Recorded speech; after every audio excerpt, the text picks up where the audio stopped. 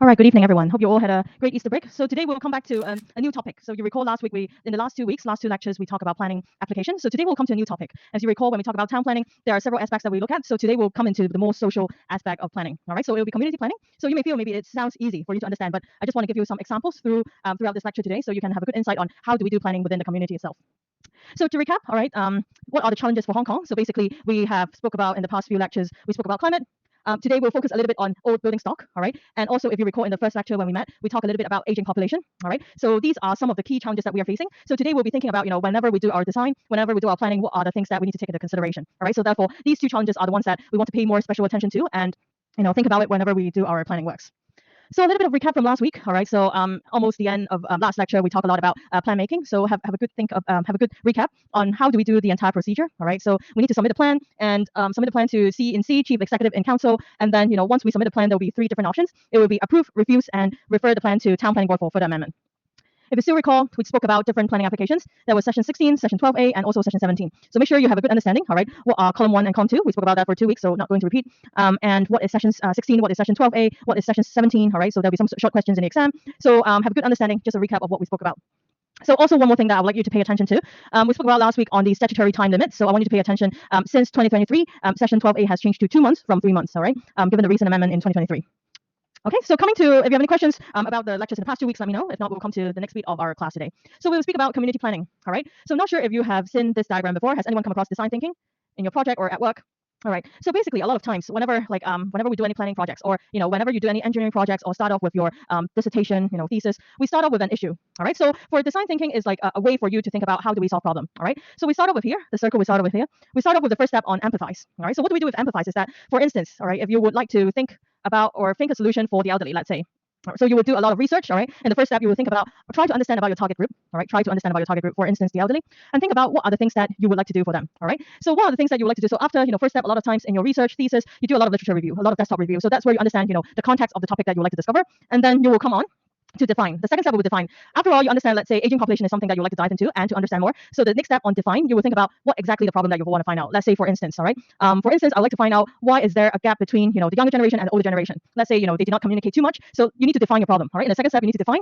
In the third step, you can see ideate. Okay. What does it mean is that you need to think of a list of ideas, okay, a list of ideas on what are the things that you want to find out, okay? What are some of the ideas that you have in mind that you want to find, you want to have a better understanding of, with all these information, have some ideas in mind on how do you want to tackle this problem, okay? So coming up with ideas on how you can tackle the problem, let's say you define, okay?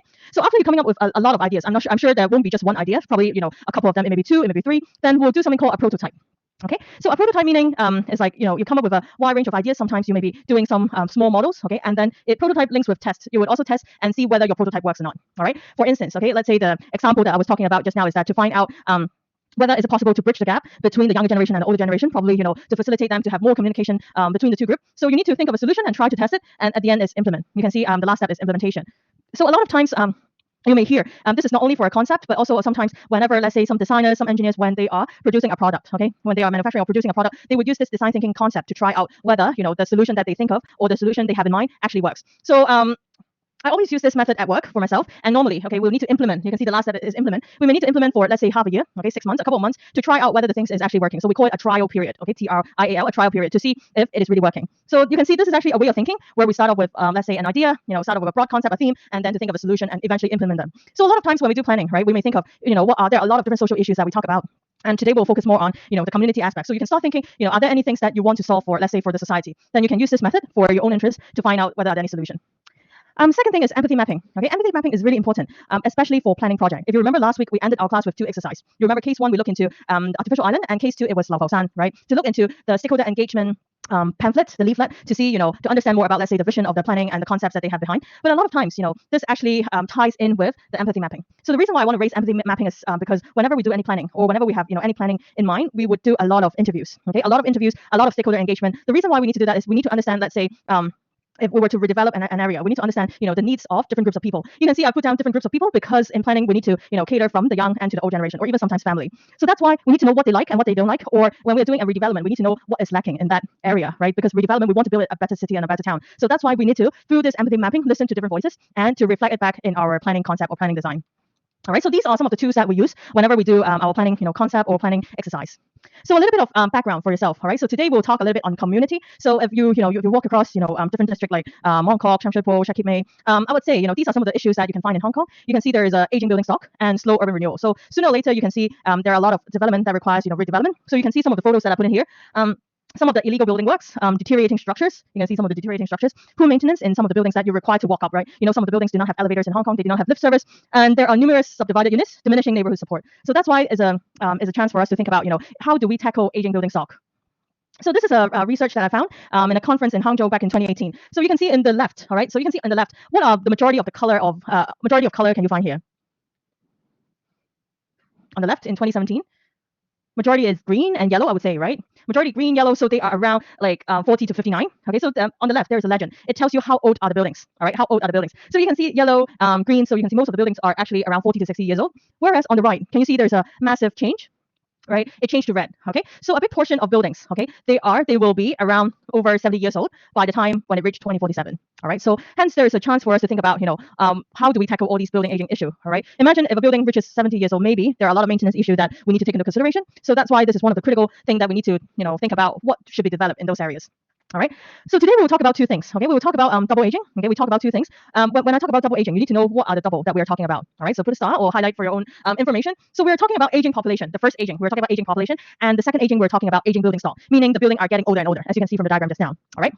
So hence we're thinking about whether is it possible to implement some double smart solution. All right. So smart solution to cater for the double aging issue.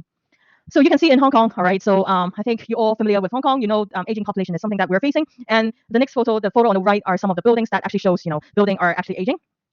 So some of the statistics you can see in 2040, okay, 1/3 of the population will be 65 years old or above, and there will be 1/3, okay, 1/3 of the residential building over 50 years old. So you remember just now the diagram I showed you is only for I forgot to mention this part, okay. If you're not familiar with abbreviation, YMT stands for Yau Ma Tei. Okay, so this is just Yau Ma Tei. When coming back to here, when we talk about 1/3 of the residential buildings are over 50 years old. So imagine it's not just Yau Ma Tei, it's the entire Hong Kong. All right. So you can see buildings, the number of buildings are also increasing. At the same time, these are the number of buildings. We have more and more number of buildings, but at the same time, the age of the building also increases. All right. So therefore, we need to speed up with urban renewal. So what are some of the double smart solutions? Okay, you can see there are some of the examples that I'm trying to show you. And the first, in the photo on the left, you can see wheelchair. So we need to think about when we do some of our design. Let's say, imagine you are let's say one day in the future you'll be like an architect. Okay, imagine you are designing like an MTR station. You work alongside with engineers. You're designing an MTR station, but in MTR station, a lot of times, a lot of things that we need to do. For instance, we need to buy a ticket, right? Imagine the ticket machine. Okay, we need to ensure that we can allow elderly people to get access to that ticket machine as well. So a lot of times we need to think about the social side, whether are our design inclusive enough. Okay, we talk about inclusivity today. Okay, inclusive. So later on I have some terms that I want you to also learn about. So sometimes not only some of the technology, I would say, not only the technology, not only the design, but also, some of the recreational. You remember when we talk about land use, okay, in the past two lectures, we talk about, there are different land use. When you look into the outline zoning plan, OZP, there are a lot of open spaces, right? You recall open spaces. So we want to ensure that we have more opportunities, for recreational activities. You can see there are some examples here. Sometimes this diagram, think about what is it telling you. So to tackle double aging, actually lighting is really important. Okay, lighting is really important, especially at night. Okay, imagine you are this grandpa, okay, walking home. I'm sure you want like a really bright lighting to ensure that you feel safe, okay, safe to walk through. Okay, so also some of the different facilities that I'll be speaking about. So in general, you can understand, whenever we do community design, we need to be aware of. You can learn a term called universal design. Okay, universal design, which I'll speak about it shortly. So coming back to double aging. Actually, it has been talking about this issue for the past, I think, over 20 years. Okay, so you can see in Hong Kong, in the first lecture, we covered this one. We talk about what is a planning vision, what is a planning strategy. So in this Hong Kong 2030 plus, it actually emphasized the importance of tackling aging population. And also, there are different population policy. You remember we look into the population census as well. That is done once every 10 years, all right? And also some of the retirement protection consultation document. So this diagram, I want you to put a star because I want you to briefly understand what's going on. All right. So first of all, how do we look at this is that when we talk about double smart, all right. So let's look at smart mobility to start off. So mobility, imagine, okay, let's say this morning when you get up, okay. So this morning when you get up, you are at home, okay. So smart home nowadays, we start from smart mobility, we start from home, okay. So imagine when you get up early in the morning, we think about in our home, okay. Are there any smart design at your home? Nowadays, people talk about, automation, right? Maybe there is an app that can switch on the light or switch off the light for you, all right? So these are what we call some of the smart design, assistive technology that can assist you for, having a smart home. So a lot of times when we talk about smart home, it is mainly for individual, okay? It is mainly for individual. So coming up from a home, okay? From a home, we expand from home to a building. Okay, so who cares about a building? Okay, mainly they are developers and property managers. Okay, so imagine a building. So what are the things that we need to think about? Imagine you are an elderly. Let's say you are 70 years old now. What you need to think about is that you want to ensure you can access the building, right? You don't want to be like, let's say if you are on a wheelchair, you want to ensure you can go to different places of the building. So first of all, the most important hardware I would say is elderly friendly design. All right. Later on, I will show you some photos that some of the places in Hong Kong are not very elderly friendly, which you will feel excluded if you are one of them that cannot go to. Let's say if you want to go to a 7-Eleven, but that 7-Eleven has a lot of staircase before you can reach that 7-Eleven, then you will feel like even if I want to buy, let's say, a Kit Kat, I can't even go there. All right, I can't even get there. Second one is well building standard. Has anyone heard of this before? Anyone heard of it? Well building standard. Okay, so a lot of times for buildings, for buildings in Hong Kong, we have green buildings. Has anyone heard of any green buildings? Yes. Can you share? I saw some nods. Okay. Is Poly a green building? Why? Do you know why? Or you feel it's green, so it's green? Why is it a green building? You wanted to share, right? Mm. Okay, really brilliant. Where do you see it? Which do you remember where? Okay, so that's a really good answer. Thanks for that. So in Hong Kong, we have something before I bring into the well concept. All right. So in Hong Kong, for those who, sorry, click the wrong button. So for those who haven't heard of it, okay. So in general, in Hong Kong, we look at a few things. Okay. So how do we classify it as a green building? We have something called green building certification. All right. So in Hong Kong, we have something called Beam Plus. You can see the word here, Beam Plus certification. So even PolyU, okay. If later on, after class, you walk to close to the bridge link to Corset, okay, you can see there is one of the plaques. Okay. I want you to find out which one. So in general, in buildings, platinum is the highest rating. Okay, platinum is highest rating, whereas bronze is the lowest. There is also unclassified, but this is an assessment to justify how much sustainability efforts have been put into a green building. All right, so that's for Beam Plus. So sometimes some of the building, we have something called LEED certification. So this is a similar concept as Beam Plus, whereas LEED certification is mainly from the US, from the US Green Building Council. You can see there are similar rating as well from certified to platinum. All right, so this is just for information. So coming back to WELL, what we are talking about here is that WELL, we are talking about health and well-being. All right, so this WELL standard became more and more popular, especially after COVID. So I want you to look at what we are talking about in WELL. All right, let me copy an image so we can speak a little bit about that. Okay, so in general, so green building, we speak about different sustainability efforts. It can be solar panels, wind turbines, different sort of elements, different sort of features. So in well building standards, a lot of times we talk about thermal comfort. Okay, even in Beam there's also credit on thermal comfort, but for well building standard we highlight a lot on thermal comfort because a lot of times thermal comfort, there's also research talking about there is a correlation between thermal comfort and mind. Okay, so imagine, do you feel comfortable in this room? Do you feel it's too hot or too cold or normal? Imagine it's too cold, right? You'll feel like, when am I getting out of this classroom? Or if you feel too hot, right, you will just wanna leave the room. So a lot of times, a lot of employers, they're interested in finding out whether the room or the work environment for the colleagues are good enough. So that's why some of the research actually found out with buildings for buildings that are with good thermal comfort, you would have a higher productivity as well at work. So that's why well building standard is wanting to find out for buildings in Hong Kong, what are the grading that they can achieve. Okay, so well building standard, very similar to Beam Plus and LEED, they also have a rating system, but they look more into, let's say, water, air, nourishment, light. So these are more related to health and well-being of a building. All right. So if you're interested, all right, there is recently a new building in Hong Kong. Not sure if you have heard of or have you seen this, the Henderson? Has anyone heard of it? Okay, so if you have some free time tomorrow during a public holiday, you can go check out. This is one of the latest, I would say, green building, and it also has a WELL certification. So you can go check out this building, okay, and to understand more why is it a green building and what are the different features it has. All right. So just wanted to show you more about, aside from WELL, how do we establish all these building standards? So for a building, especially nowadays, right, we're talking about community. That's why we're interested in finding out whether are there any health and well-being related features for the building. So that's why for smart buildings, developers are really interested in probably developing all these types of different features and also building management. All right, building management. So coming on from home to a building, okay, to a bigger size or context, I would say would become neighborhood. Okay, so neighborhood, we need to think about. Remember, like close to 5 to 10 years, 5 years ago, there was a study conducted by a consultant on understanding the walkability in Hong Kong. In a sense, we talk about, how walkable is it? Is it convenient for you to get to one place to another place? All right. So this is what we call neighborhood walkability. And then we have public space reinvention. All right. So we need to think about what are the spaces used for? How we are going to apply those public spaces? What are the special, characteristics? Are they for recreational or for, for leisure? So these are some of the things that we think about when we build a smart neighborhood. So you can see this ties in with elderly-centric spatial distribution of amenities and services, because we want to ensure that we provide enough different types of facilities or centers for elderly to enjoy. So coming on from a neighborhood perspective, then to a broader perspective will be a community. All right. So community is something that we'll focus on and think about what are the different planning principles that we would cater for when we want to build an age-friendly. So this age-friendly, we're not only talking about elderly, but also from the young and to the older generation.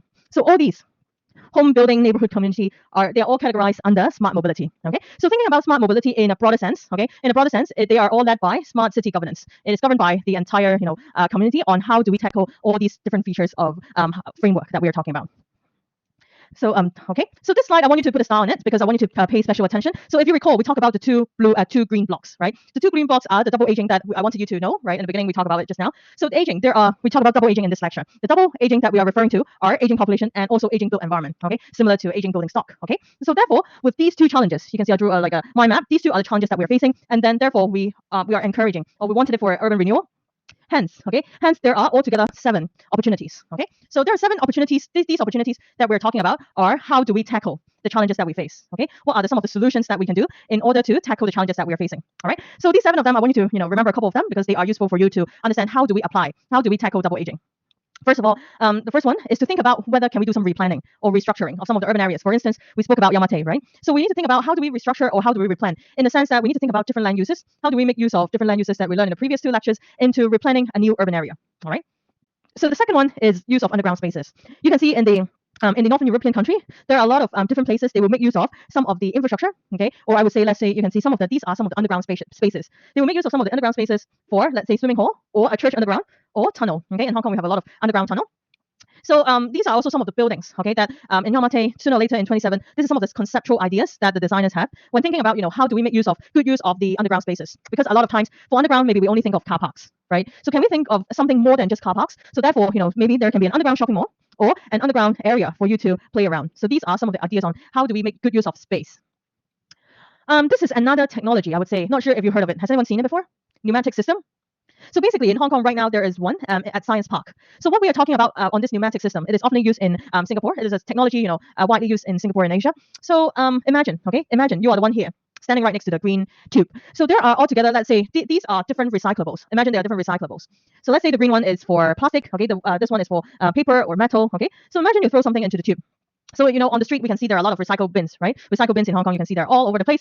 But for this technology, it is a tube, okay? It is a tube that once you throw it in, can you see where did it go? It connects all the way to one centralized area, okay? So all the way to one centralized area, so what are the advantages?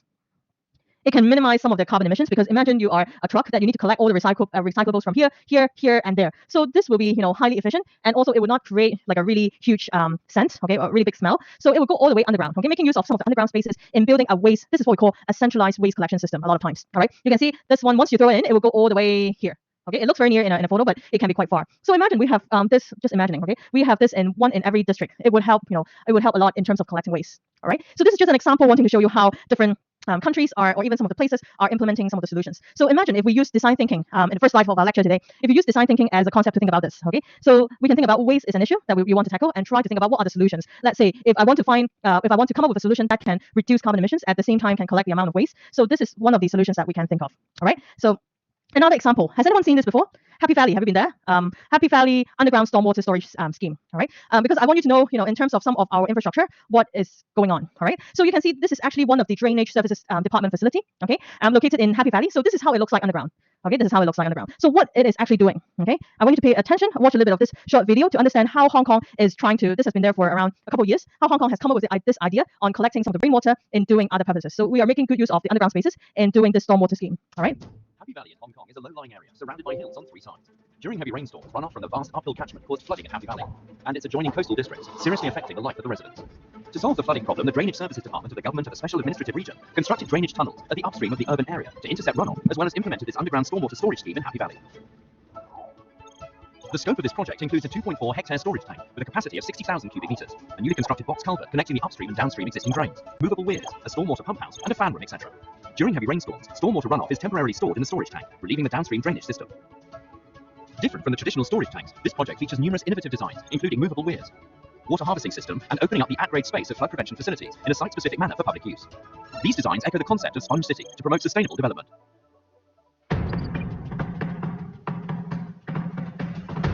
The system makes use of 3 water level sensors at the upstream, downstream, and within the storage tank to monitor the water level in real time and automatically adjust the level of the movable weirs so as to control the time of stormwater overflowing into the tank. The system also reads the sea level measured from the tide gauges. When the sea level is high, the weirs will automatically close to prevent backflow of seawater into the storage tank. The movable weir system allows excess stormwater to enter the tank at the optimal time, and also enables the discharge of part of the stored stormwater back to the box cover by gravity, instead of pumping, to achieve energy saving. Happy Valley is adjacent to Victoria Harbour with a very high groundwater level. Traditional design scheme adopts piling foundation to fix the location of the storage tank. The Happy Valley underground stormwater storage scheme adopted an innovative foundation scheme that comprises peripheral sheet pile wall and subsoil drainage system to replace the original 533 socketed H-pile. This design can control the groundwater level beneath the storage tank, preventing the tank from floating due to the flotation force acting on it. The stored water resources will be used as flushing water, irrigation water, as well as cleansing water for streets and buildings in the vicinity of Happy Valley. In addition to meeting practical uses, modern infrastructures need to blend in with the environment. The Happy Valley underground stormwater storage scheme adopted various green and energy-saving designs. Meanwhile, the at-ground space of the stormwater storage facilities is open for public use. The rooftop of the pump house has been turned into a green lawn. Apart from being a drainage infrastructure to relieve flooding, the pump house provides new recreation space for the public. With the project team's dedication, the project was completed 40 months in advance of the program, with a saving of 90 million Hong Kong dollars, accounting for about 8% of the project cost. This project has attained significant economic and social achievements. Not only has it become an exemplary model for NEC projects in Hong Kong, the mainland, and overseas, but also an excellent example of realizing the concept of sponge city. Each and every drop of effort for the public is our work. In the future, TSD will continue to optimize the use of land, as well as explore more innovative and practical ideas in our designs in order to make Hong Kong a more livable city. All right, so you can check out here on the website. I put a link at the PPT, so you can check out, different how does this Happy Valley underground stormwater storage scheme works. After you understand from the video just now, so they make use of different, let's say, green features, okay, on the top of it, and also how do they make use of the underground space to do something meaningful. All right, so in the link itself, you can also find you can go there for a visit, okay, so you can check out the availability as well. So coming back to some of the opportunities, so there are altogether 7 opportunities that we talk about in order to cater for the challenge of double aging, all right? Double aging that we are talking about. So the first 2 we mainly talk about, in terms of how do we make good use of the space, all right? So for this third one, we need to think about how do we do more flexible planning for use of airspace, all right? So let me explain here. Imagine looking at these 3 buildings, okay? So you can see these 3 buildings on the left. So these 3 buildings are to be developed. You can see originally, okay, there is an existing open space next to it, all right? So these 3 are the buildings that are going to be developed. That's why, they were thinking, whether can I make use of this existing open space for other purposes? So you can see there is an interim or transitory facility, okay, located right next to these 3 buildings that assists the redevelopment, okay? So you can see sometimes we need to make good use of, this is what we call airspace, okay? Airspace meaning some of the spaces that you do not need to use it immediately, that are vacant, that are available. So that's why we make good use of these, airspace in doing something that can support our redevelopment. So you can see there is interim facility. And then coming on, you can see the third diagram, okay? The third diagram is when there is the redevelopment works going on. You can see there is temporary rehousing, okay? Temporary rehousing as well. And lastly, once the building is built, okay? Always remember it is, it is the law in Hong Kong. If we make use of their space for other purposes, we need to return it back. Can you see the photo here? Even though, it's just a few slides, we need to make sure how it looks like before. Let's say photo number 1 must be the same as photo number 4. All right, you can't miss out like 1 tree or 1 slide, okay? So we need to make sure that we need to reinstate this the site back to how it looks like before. So this is what we call making good use of airspace on, doing some other developments, but at the end returning back to the government. All right. So this is also another chance for us to think about, are there some of the spaces that we can make good use of when we do some of the redevelopment works? Okay. Number 4, okay. Number 4, I want you to pay attention to this term on placemaking. Okay, placemaking is a concept from the US. Okay, in the good old days, they have been talking a lot about placemaking. But what we are talking about here in placemaking, you can see there are 3 circles. Okay, I want you to put a star to briefly know what we are trying to describe in placemaking. Placemaking, you can see in point number 3. Our goal. Let's look at the goal first. So the goal, what we are trying to do is to improve, okay, improve community facilities. The first point. The second point is strengthen the connection between residents and the public space they share. All right. So I have an example for you, but then let's come back here shortly. So I have an example. So we have 3 steps when we talk about placemaking. We need to do some research, okay, understand what is this place about, okay, before planning, okay, before planning. So before planning is really important because we need to think about what this place is meant to be. And then we need to think about the engagement with stakeholders, asking them, some of the ideas of why they want to build this place, why they want to create, how they want to create this space, how they want it to look like, and creative design. So one example, okay, so I jumped to this slide first. So one example is in Seoul. Not sure if you have visited this place before. All right. So basically, this example, what we're going to try to talk about is that this is a stream in Seoul, okay, and so where it is intercity waterway with a really long history, okay. So it was, imagine you can see this river, okay. It was a really polluted river in the good old days, okay. But now, okay, now it has restored. Okay, so basically in year 2003, the Seoul government has decided to launch a project to actually think about how do we restore a stream by incorporating, let's say, different aspects, for instance, the different culture or some of the greenery aspects. You can see some of the urban environment that the tourists or the citizens can enjoy. So you can see there are actually green corridors. We call it green corridors along the way. So for this river, okay, it actually has 2 things. Okay, so coming back to this slide, on the second point, you can see that why are we trying to build, aside from what we look at the goal, another thing that we want to build is we want to capitalize, okay? You can highlight capitalize on the community's historic and cultural assets. So we want to make good use of the asset that we have and to think about, any other, let's say, any historic features that we can show within this river, all right? So that's why this placemaking is a really important concept for us to, think about, look back into the history and to see whether can we restore to how it looks like, and also to add in some of the features that put together like a mix and match within the community itself. So sometimes we talk about placemaking, we also talk about greenery, okay, greening. So you can see these are examples in Singapore, Gardens by the Bay, okay. So the purpose of greening is we want to improve the quality of life and also reflect and promote identity and culture of a local community, okay. So you can see a lot of times, let's say if you have been to K11 Musea, there's like a green wall, a lot of greenery. So it makes you think about, how do we connect with the environment in the sense that, even though we talk about greenery, okay, it sounds very simple, but there are a lot of species that we need to take into consideration. For instance, you are the landscape architect. You need to think about what type of species do I choose? Do I choose native? Do I choose local species? And how do they blend in together into the environment itself, all right? So that's why it is part of what we call placemaking, that we connect all these green places together, connect places together using green as an example. So number 5, okay, we talk about how do we tackle some of the opportunities in tackling double smart. So one of the example is we apply smart city concept. Okay, so you can see in different different places, we may think about Hong Kong is a highly densely populated city. We need to think about some of the smart solution in order to increase, let's say, some of our infrastructure capacity. For instance, maybe thinking about whether can we have a community energy system. Okay, so this is widely used in the US. Whether we can have one centralized community energy system, or think about whether can we have a grey water recycling or district cooling system. Okay, so nowadays in Kai Tak there is a district cooling, also in Kutong there's also a district cooling. So these are some of the systems that we think, within the district itself, how do we reduce, let's say, energy generation, and how do we maximize, energy use. So at the same time, we have something called grey water recycling. Okay, if you don't know what grey water is, it is actually the water that we use for after washing our hands. So those are what we generate. Those are called grey water generated. Imagine you go to the washroom, you wash your hands, those are grey water. So there's also another term called black water. Okay, black water is when you go to the toilet. Okay, so those generated are what we call black water. So a lot of times for grey water, grey water recycling meaning you make good use of those water. Okay, maybe after washing your hands, those water can be treated and can be used for irrigation. Okay, a lot of times, or a lot of residential buildings or public housing in Hong Kong actually has this grey water recycling system where there is a treatment plant that treat the grey water and used for irrigation on the roof. All right. So these are some of the systems where we talk about, some of the smart city concepts that we can put into consideration when we are doing some community planning. So next is aside from thinking about the buildings itself, we also have a concept called natural ventilation. All right. So last week we spoke about when we talk about ventilation. There is when we submit a planning application. Okay. Aside from a planning statement, we also have some of the technical assessments that we need to put together.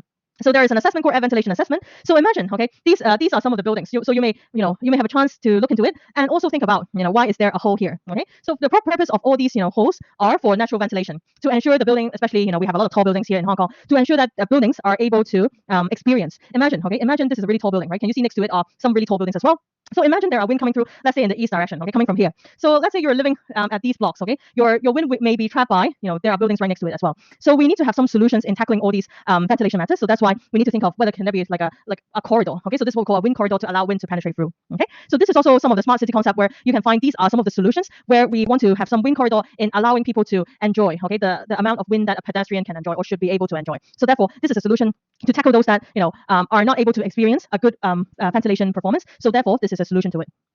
So another concept is we have what we call universal design. Okay, universal design in the sense we talk about, we need to think of a design that meet the wider clientele. Okay, you can see here we talk about meet the wider clientele rather than a defined group. Okay, let's say when we do design, we shouldn't just think about the old people or like babies or the younger generation, but we need to think about let's say when we create a sports ground, create a recreational area, we want to ensure that people can also play basketball at the same time. Elderly people can also enjoy some of the activities. All right, so you can see when we talk about universal design, we need to meet the wider clientele. All right, so as many people as possible. And do not define anyone, not a confined group. So this is a key point here. So that's why this is what we call universal design, meaning the design can be applied to people from all walks of life. All right.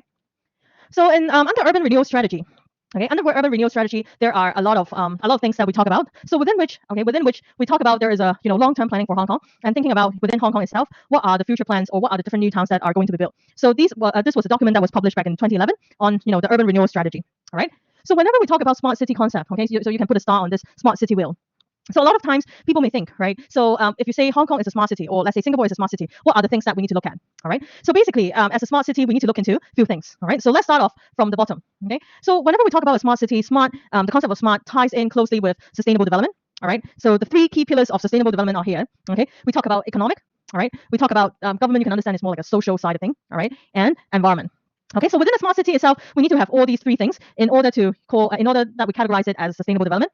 And at the same time, you can see on the upper circle, on the upper circle, a lot of times, if you remember last week, especially asked you to pay special attention to one of the technical assessment, which is called the traffic impact assessment, which is quite fundamental whenever we talk about planning. The first thing that we need to solve, or we need to think solution, or we need to try out is traffic. Okay, we need to ensure that we are able to cater for the peak season. Okay, let's say tomorrow is the Qingming Festival. If you go to the temple, you go to visit some of the cemeteries. If it is really packed, there will be like a huge amount of traffic congestion. So that's why in the first step for planning, even you put in a planning application, you need to first able to demonstrate that you have conducted a traffic impact assessment, where mobility is the first part when we talk about a smart city, because we will be thinking about whether do we have efficient transport. Okay, so nowadays even more advanced. So yesterday I was at Airport Authority. I was at the airport. Okay, so I was checking out the new technology that they are going to implement sooner or later. So now at Airport Authority, at the airport, there are autonomous vehicles, running around, which there are no drivers. All autonomous vehicle, not all. They have around 60 cars. Okay, sooner or later they want to change it to almost all autonomous vehicle due to carbon neutrality and reduce carbon emissions. So you can see mobility is the first thing that we need to think about, because mobility ties closely with our infrastructure. Okay, it ties closely with our infrastructure. Especially, we need to think about, first of all, is the road.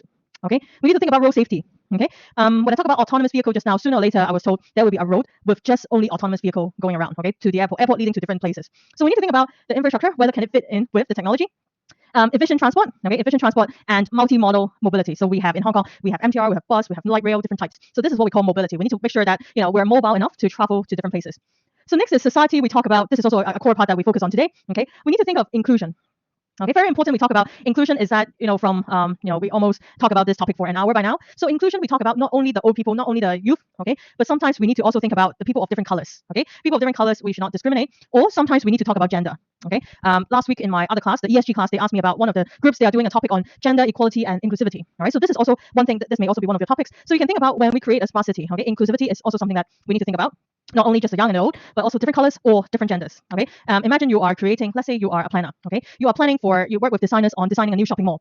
Okay, so to be more inclusive, sometimes girls may take a longer time in the washroom than boys. Okay, so can we be more inclusive to have more female toilets on a certain floor? So these are some of the different characteristics where some of the East Asian countries are doing. Or another example is that I remember going to Malaysia. So in an MTR train, on the train itself, there is also, let's say, a car for just female, okay, female only. So this is also for safety and for inclusion. Okay, so these are some of the examples that you can think of when we're talking about how do we create a more inclusive society. All right. So after all, putting together mobility, society, what we want to do is that after all, we want to enhance a better quality of life. Okay, it seems easy that you can think about the correlation between all of them. So quality of life, what are the criteria? Okay, criteria is that health and well-being. We spoke about it. The culture. Okay, we need to understand the culture. So in Hong Kong, we have different people from different nationality. So we understand the culture and also the safety. All right, we spoke about inclusion and safety are closely linked together as well. So basically, this smart city wheel is really useful for us to think about when we want to create a smart city. Okay, these are basically all the inside circle are some of the criteria that we should consider when creating a smart city. All right. So coming on would be smart living. Okay, smart living is that we need to think about whenever we talk about creating a smart city, remember we start off with the conceptual framework. Okay, we talk about smart home. All right, smart home. You can see there is a special handrail for elderly. Okay, and also at the park itself there are some of the handrails as well, even in the toilet. Okay, some of the devices, maybe some of the detectors, or you can see here. Okay, this is what we call shading. Can you see here in this diagram? So what's so special about shading is because when there's really bright sun, it is good for our you won't get burnt. Okay, and it is sun shaded. So next week we will talk about urban design and we'll touch on why do we need shading. All right. So after all, we can think about. In terms of smart living, we need to think about within our home, within our building, within our community, what are the special aspects or features that we want to take into consideration. So coming on to here is that within a building itself, okay, or within a community, number 6, okay. Number 6, we want to talk about mixed development. All right. What does it mean by mixed development? So we talk about OZP. You remember outline zoning plan. So in the outline zoning plan, you can see different colors. So the different colors tells you the different land uses. All right. So here we come to mixed development. Okay. I think very easy for you to understand by now. Mixed development meaning a complex that has a mixed land use. Okay. A mixture of land use. So you can see these are some of the examples of the different land use. Okay. It can be open space. It can be commercial, residential, GIC, advanced industrial. So basically, it had a good mix of different land uses within the community. So you need to think about what's so good about it. Okay, what are the advantages of having mixed development? You can see I've listed out some of the examples for you. It would boost local economy in the sense that we don't just have all residentials in an area or all commercial or all open space. Okay, we have a mix of different zoning. Okay, so it would also create local job opportunity because you don't just have a lot of one type of workers, but we have different jobs opportunities that we require. Maybe at a residential, all right, we require security guard, or commercial, we require some cleaners, for instance, or some of the shopkeepers, for example. So enhance integration of people. Okay, so this is also an important point of why do we have a mixed development, because we want people who are who are within different community. Let's say they are part of GIC. Okay, part of GIC, we have students, we have teachers. There is a good integration of people. We have a good mixture of people. Okay, so that area won't be just, let's say in Hong Kong, some of the districts are designed mainly for a lot of villages. Okay, so maybe there are good communication between people, but then they may not be able to enjoy all the different development or uses or zonings. All right, so at the same time, with all these mixed development, okay, meaning you don't really need to travel very far, let's say to buy McDonald's, okay, this is just an example. So it would reduce car dependency, okay. So let's say if you want to look for a food court or a place to eat, I'm sure you can find it easily within a mixed development. Whereas if it's only villages or only residential, okay, sometimes it may be hard for you to find a place to eat, okay.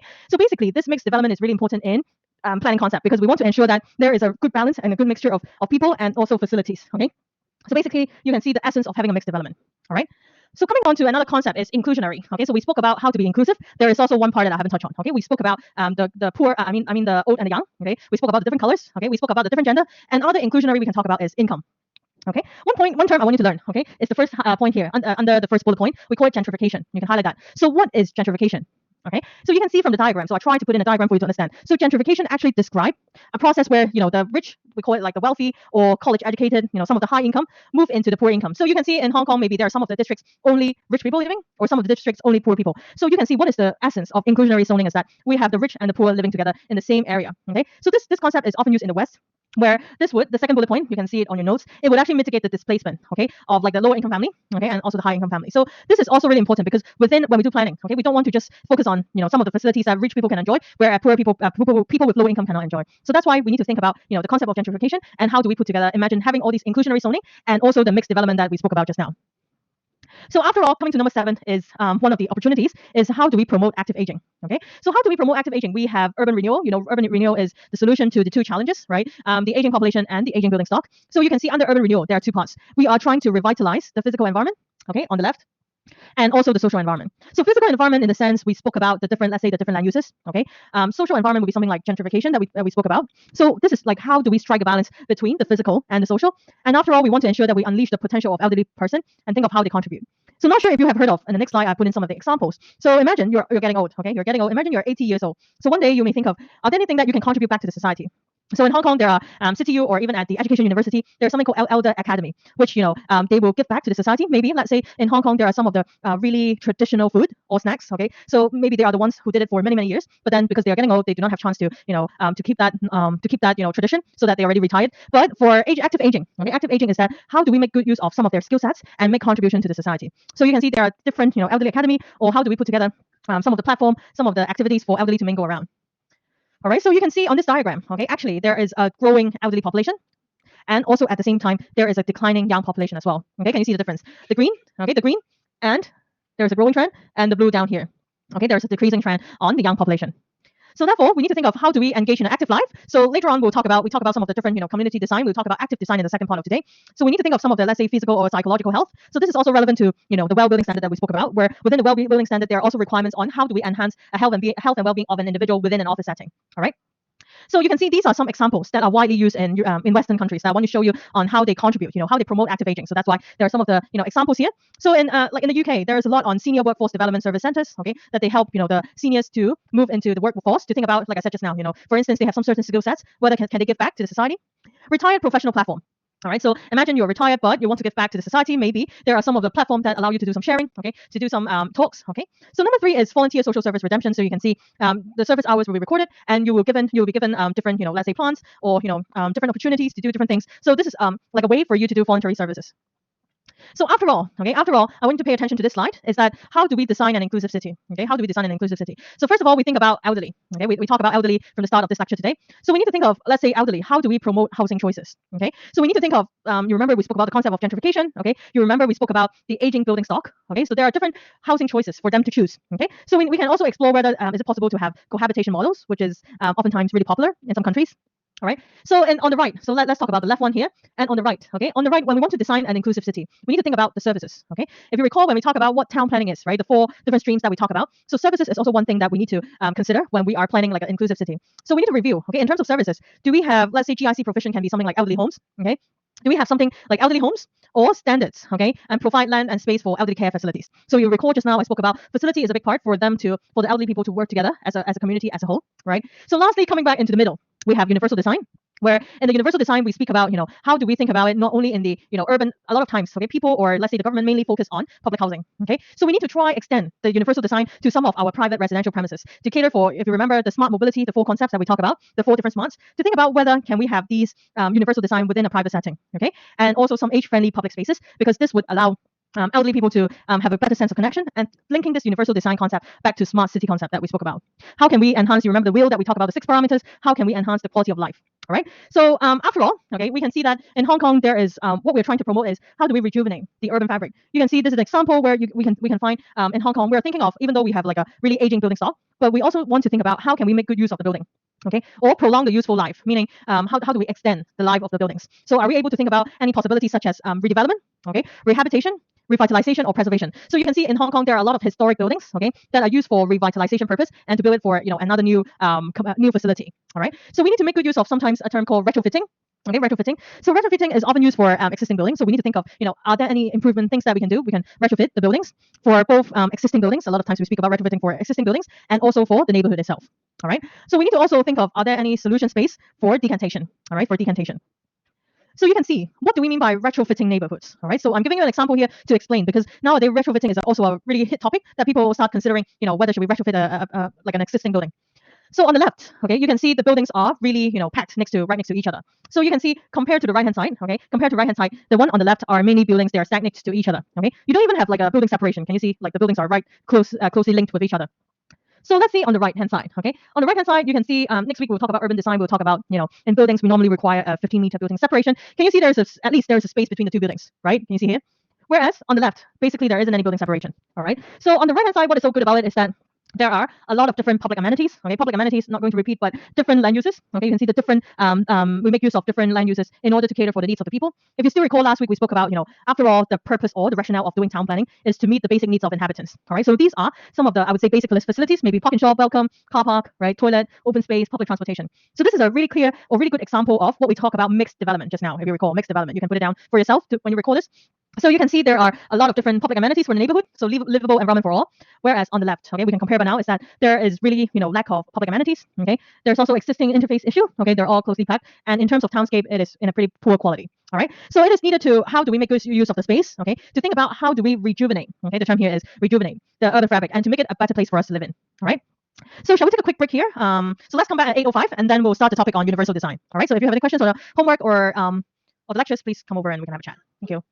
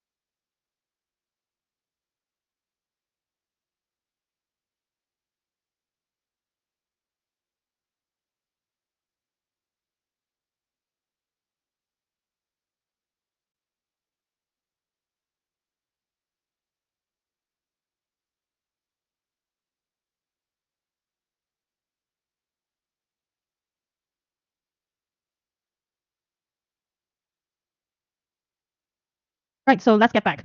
So sooner or later, Dr. Wang will announce the final exam arrangement. Okay, I already reminded him, so there will be an announcement soon. Okay, so just watch out the announcement emails. Okay. So for my part exam, so make sure you have a good revision on the things that we discussed in class. So that should be quite sufficient for you to understand. So just that for my part will be multiple choice for the first part of session B. Okay. So coming back to here, we'll talk about universal design. Okay. So I want you to understand what universal design is. Okay. So make sure you have a good understanding. So you can see when we talk about universal design, you can see the photo here. It actually covers different type of people. Okay. We talk about the young, the old, different gender, and also probably people with wheelchair. So this is what we call universal design. Okay. We want to integrate different building features to the greatest extent if possible. And most importantly, you can highlight can be used by everyone. Okay. So therefore, what we are designing is for all residents. Okay, throughout their life. And then also we need to think about nowadays. Okay. Nowadays, if we let's say if we live in domestic flats or common area, what is so special is that we have something called BFA. I want you to put a note for now. B, big letter B, F, and A. Okay. So later on, we'll come back to this concept of what BFA is. But nowadays, okay, when we think about all these domestic flats or common areas, we also want to cater for this BFA concept. Okay, and we want to ensure that everything is convenient and safe. Okay, very important for us to know what we are trying to design. Okay, is some safe and convenient measures.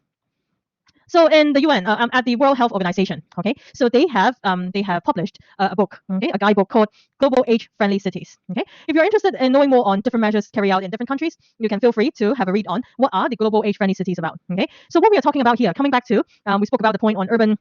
We spoke about the point on universal design. So coming on to accessibility, meaning how accessible, how easy can you access a place is what we call accessibility. Okay, so it is one of the dimensions in design. Okay, we will talk about accessibility in the built environment. Okay, built environment in the sense when from one building to another building. You can see nowadays, let's say in let me give you an example. Let's say in Landmark. Okay, in Landmark in Central, you can see there are link bridges. Okay, between one block to another block. Even let's say Lee Garden as well. So those are what we call how do we enhance the accessibility between, let's say, towers, okay, between towers. So sometimes not only built environment, we also talk about transportation, okay? So transportation, we need to think of, what are the different transportation measures that can enhance our accessibility? For example, how do we make good use of the transportation system in Hong Kong? For instance, let's say, the KMB, there's also an app, okay? The reason of having an app is telling us like when would the bus arrive, right? So this app is actually helping us in enhancing the accessibility on knowing more information about our transportation, network, and giving us, it is also one of the smart system design, okay, as part of accessibility, in giving us information on, let's say the bus arrival and when's the next bus, and also telling us what's most important is that it not only tells us about bus number 7, but also, your surrounding area. So therefore, even though, Google Map is also another way for you to assess all the transportation network. So IAN's information and communication technology, okay, for us to ensure that we can assess service, community participation, and social inclusion. So these are the three things that we are talking about when we talk about how do we assess, okay, different things within a city itself. So in Hong Kong, okay, we would categorize an age-friendly city. We will talk about different topics, okay. So let's start off from housing. Oops, sorry. We start off from housing, okay? We talk about, for age-friendly city, okay? In terms of housing, are there a lot of, do we only think about elderly homes, okay? If we have public housing, okay, when we have, let's say, get into the entrance of the building, do we need to think of, imagine you're on a wheelchair, so how do you assess the building, okay? Transportation, can you get on a train easily if you are on a wheelchair, or if you're old? Imagine if you want to ride a tram, do you think it's possible if you're on a wheelchair? All right, so these are some of the things that we need to think about. Outdoor spaces and buildings. So a lot of times, so when you're getting old, maybe unfortunately you get into the hospital. So you can see sometimes a lot of elderly people, they may stay in the hospital for a long period of time. Therefore, sometimes having some outdoor spaces would help them in enhancing the connection with the community itself. All right, you can see in an age-friendly city, we want a lot of community support and health service, okay? A lot of different communication and information, feeding them with information. For instance, let's say recently, I think you read the news about the MSW charging, right, the rate waste charging. It is also doing some trial at some of the buildings, and also I read the news this morning asking some of the elderly people how they feel about this, okay? So as an age-friendly city, we'll also, communicate some of our concepts with the elderly as well to make sure they know these are some of the upcoming government policies that are going to be implemented. Civic participation and employment. Okay, so like I said, in some countries in the West, they would also employ elderly people for different job opportunities, or sometimes, some of the retired professional can contribute back. So we want to ensure, okay, within an age-friendly city, we respect them and inclusive, okay, ensure we have social inclusion aspect and allowing them to participate as part of the community. So you can see here. So these are two photos that I took recently, okay, at two different places. So you can see this is, I think, like a shopping mall, a really like small shopping mall, where this one is a Circle K. So can you see the physical barrier is that they can't really get in, okay? Imagine you are the one here, they will feel really upset that they can't get into Circle K, and this is what we call not inclusive enough in terms of the design, okay? So imagine wheelchair users, what are some of the solutions? What are some of the solutions that we should think of in order to allow all these physical barriers to be, rectified? So that's why we are learning about this. So this slide, I want you to understand a few things. Okay, first of all, when we talk about accessibility, universal design, where did the concept come from? Okay, it all came from, we look at this pyramid, okay, from the top to the bottom. Okay, from the top we had the UN. Okay, so at the UN there is an international treaty. Okay, there's an international treaty that talks about, how do we enable convention for people with disabilities. So it is an international treaty that tells people few things. Okay, we need to be equal, independent, and dignified access. So with this, overall international treaty, we started thinking about, within the Hong Kong context, what should we do about it? Okay, so we have the DDO, okay, Disability Discrimination Ordinance, okay, Disability Discrimination Ordinance. It is, which we talk about how do we ensure that people get access to premises and they do not get discriminated even they are disabled. So coming to BFA, okay, do you recall what it is? Barrier-free access that we just spoke about. So it was launched in year 2008.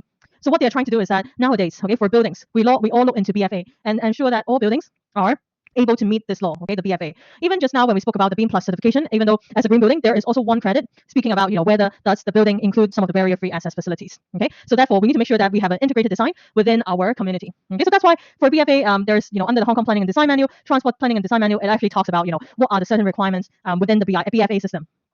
So you can think about Hong Kong, okay? In the good old days, we had the DDO, okay? In 2008, we have the BFA. So now thinking ahead, okay, whether we should have more barrier-free access, okay, not only buildings, but also ordinances.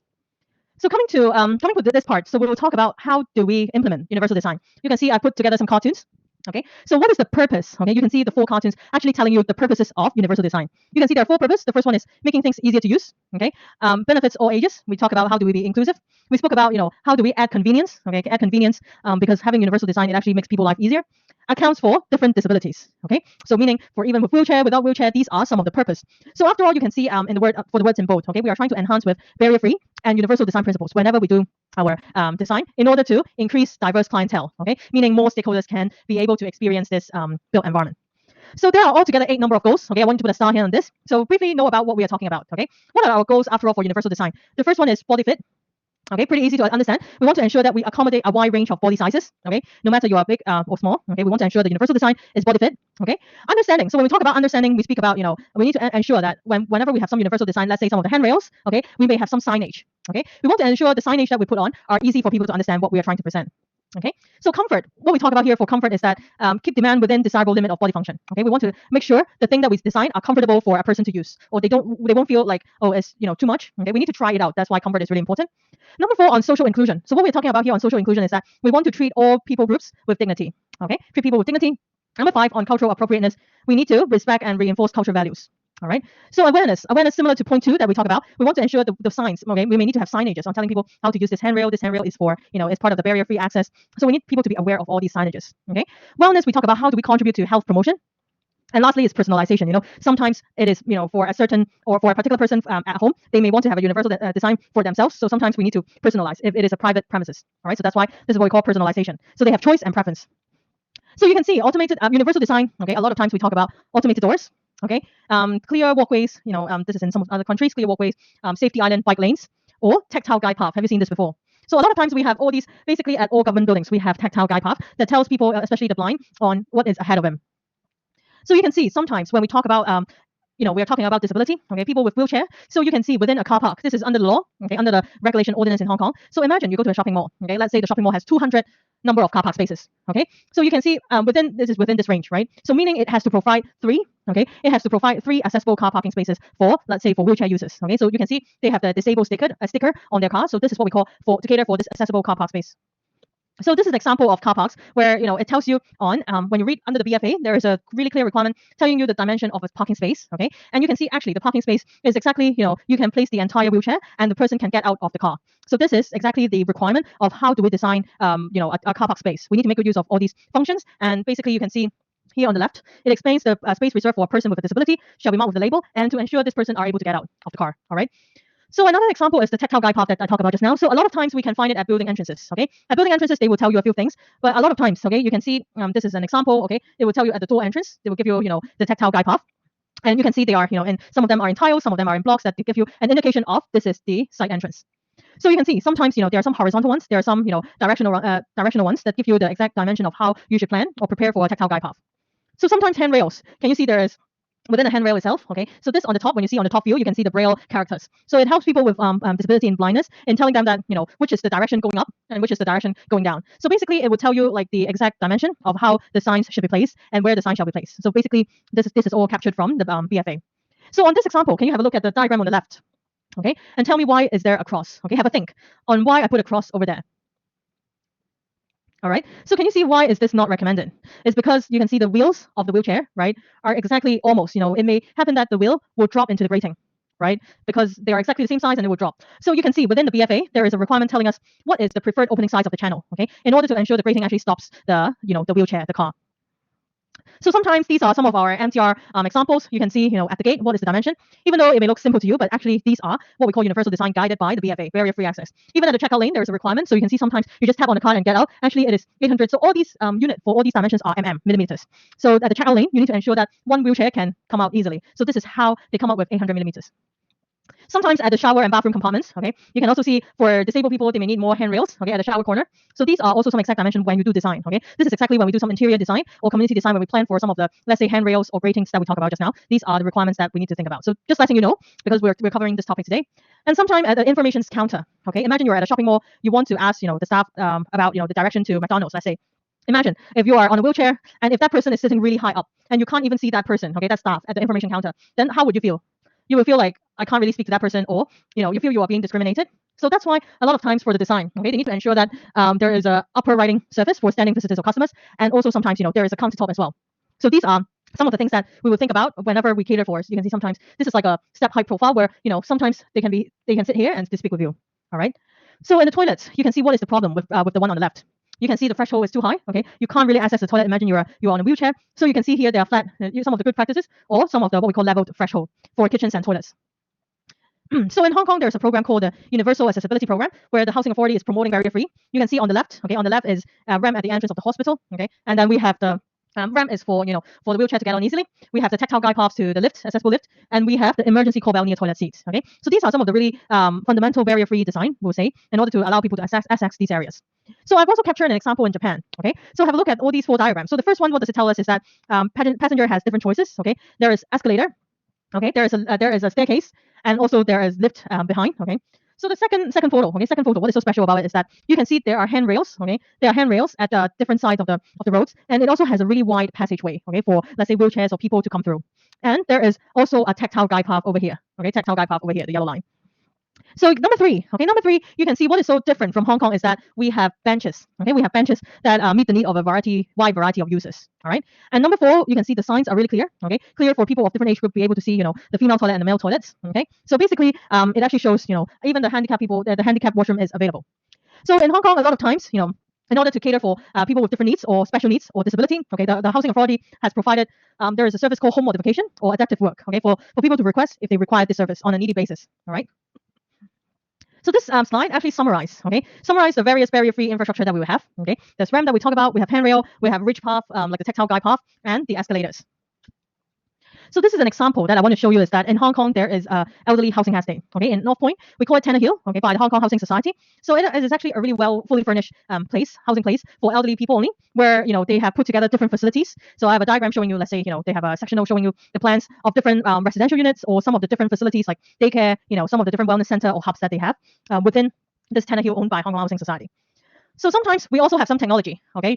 Drone technology incorporated into built environment. Sometimes we may need to have some technology that alert us. For instance, there's the infrared thermal sensing safety alarm, okay? So it would give alert to the family members of the elderly, okay, and alerting them. So that's why you can see in the point 2, there are surveillance and emergency system, okay, to actually help guide the citizens. Sometimes we also have the smart elderly red exit monitor system. Okay, so in case they they sleep at night and they fell down from the bed, this would give an alarm. Okay, the third one is Senior Home Safety Association. If you have heard of the Ping Zhong, so it's 24 hours available. If there's any emergency, you can hit the button and it will directly connect to the 24-hour emergency link system. So coming along to part 2, all right. So part 1 we talk a lot about community planning. So part 2 we talk about active design, all right. So in terms of active design, what we are trying to talk about is that within the Hong Kong 2030 plus, okay, we spoke about just now we spoke about how do we create a community. So we spoke about for double aging, how do we cater for that. So now coming to active design, we need to think about how do we enhance the activity level. Okay, you can see the first point. How do we enhance the physical active level of people? Okay, and at the same time modify physical environment. So we will talk about how do we look into the physical environment and build it, make it a better place to live in. So you can see in Hong Kong, all right, so you can have a read when you're home on this part, is that it actually summarizes people, okay? Different user groups, they may face different challenges, or I would say different barriers in their, in their real life. So you can have a think on, these are some of the different characteristics or some of the challenges that they have in mind, and think about, how do we cater for all these issues? So coming to active design, we talk about, imagine you have an experience, we start off with physical space, okay? So imagine you are here in a room, all right? So imagine you're in a playground. So your experience at the playground, okay, is shaped by the space itself, okay, the space that you belong to, and the space is regulated by policy, okay. Policy in the sense we are talking about, the town planning ordinance. We are thinking about the OZP, the land use that it belongs to. So these are what we call policies, all right. So very interestingly, different physical space, okay. Imagine just now the example is a playground, okay. So maybe the physical place can be a school, okay, a school or an MTR station, okay. Our MTR experience is shaped by the space that we belong to. And how do we build an MTR is regulated by policy, okay? Probably, policies such as building ordinance, okay? We spoke about the BFA, okay? These are some of the policies on helping us, how do we regulate the space? So you can see here, there are different elements, okay? Or when we talk about what is a good active design. So you can see whenever this is a capture that I would like to show you on, if we want to have a good good active design, what are the key parameters that we need to think of, okay? Not only the sustainability or resilience, we need to think of the safety, okay? Imagine we talk about, how to ensure inclusivity just now.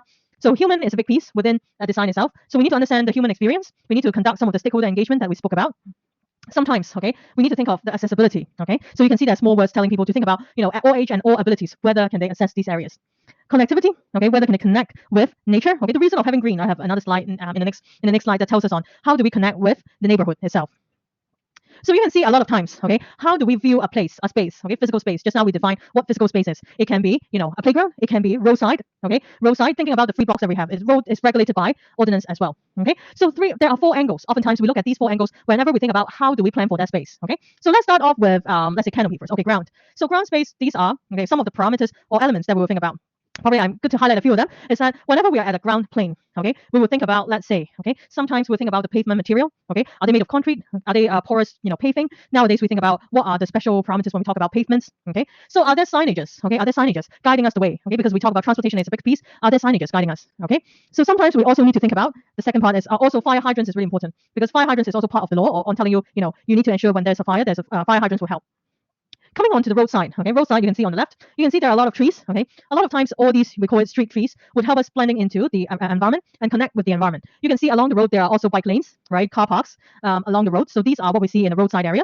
So coming onto the canopy, okay, onto the canopy, we can see sometimes we need to think about the building height restriction. If you recall the OZP, some of the building height that we need to put into consideration on whether does it exceed, okay, the building height, okay, whether is the lighting sufficient, especially at night, whether lighting is appropriate or enough within that area. So lastly, coming to the number 4, okay, to building wall. So you can see building wall, what are the things that we need to think about?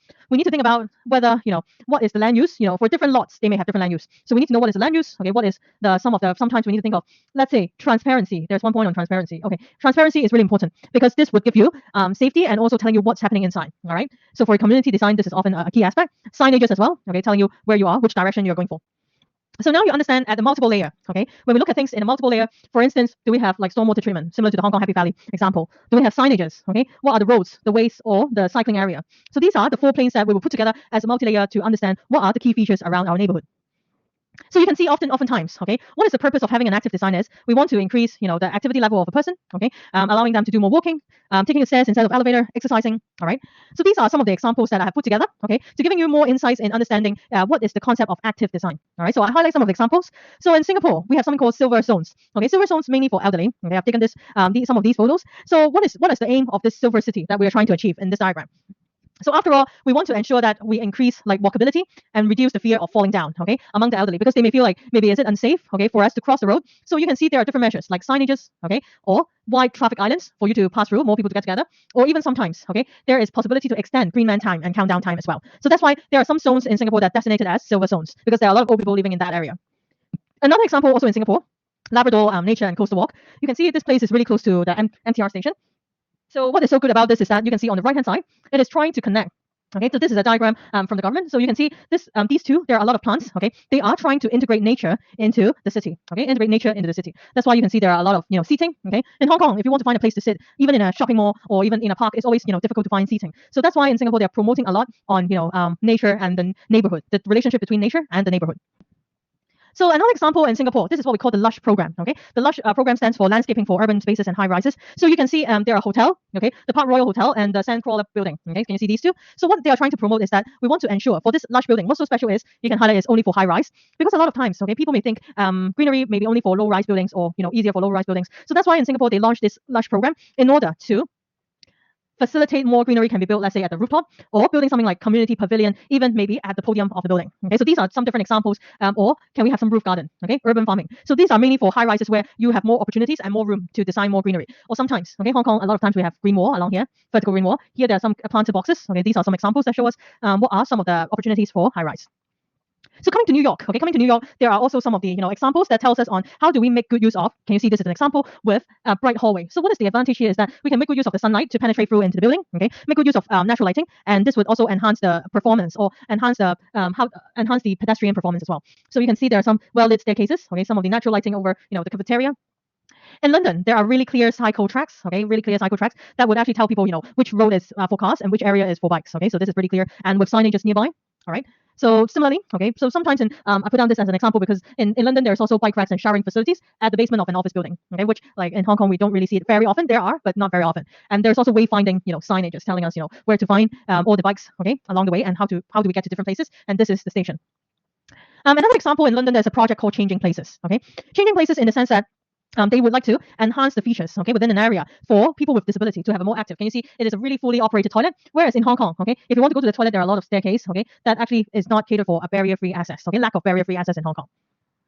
So legible London, I'm sure you may have seen the signs, okay, these may look familiar to you. In Hong Kong, we have it in Tsim Sha Tsui as well. So what they are trying to do on this legible London is actually try to promote walking, okay, try to promote walking as an activity that is accessible to all groups of people, all right, for all groups of people. Coming to Seoul, okay, previously, okay, I want you to look at this Seoul example. It was formerly a vehicle access, okay, formerly vehicle access overpass near the Seoul station. But now it had turned to a landscape pedestrian area. Can you see there are greenery blended into the walkway itself? We call it a pedestrian link now. So in Shenzhen, okay, Shenzhen, there's a Tencent headquarters. You can see in order to promote, active design, active what do we have is that there are a lot of different physical activities. We talk about how do we enhance the physical level. So there are indoor rock climbing, indoor jogging, and walking trail, even indoor basketball court as well. All right. So in Hong Kong, there is also an example on, telling us about how do we create an inclusive park. You can see there are slopes and slides, okay, to add the element of fun. We'll have a lecture on social value as well. So you can see the kids are playing together, maybe with the sand features. What are some of the things that they can build? Okay, some of the water features in summer that they can play around on. This is what we are promoting, what we call active design. So and here, okay, not sure if you have seen this before. This is in Kwun Tong, where the quayside is a commercial building, which you can see there is an energy producing jogging track, okay, that converts kinetic energy, meaning when you move, it translates into electricity. So there's an app that tells people on, their individual contribution to energy generation. Okay, so this jogging track gives you some data on how much energy generation you generate, and probably it can help charge, let's say, some of the iPads or iPhone during lunchtime. So after all, coming up to here is that we spoke a lot about different things today. We start off with human. Okay, we start off with human is because we understand the double aging issue that we need to start thinking about in terms of, let's say, health, okay, community, well-being. These are some of the things that we spoke about. So from human, we also talk about a broader sense. Is that in the built environment?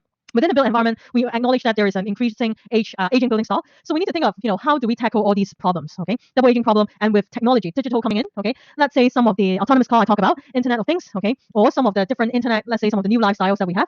So with all these built environment and digital, we also come to a point on natural environment. Thinking about, let's say, Hong Kong, we have the extreme weather events. I'm sure you learned from Dr. Wang about climate resilience. How do we do about that? So we need to think about in terms of when we do community design or community planning, how do we plan in the natural environment into the community itself? So that's why we need to make good use of, let's say, some of our active design examples that I show you on some of the greenery or placemaking example that we learned today in order to put together into a city that we want to build. All right. So basically, that's it for today that we learned about community planning. So next week we will talk about urban design. And if you have any questions, please let me know on your homework or anything that I can help you with. All right. So see you all next week. Thank you.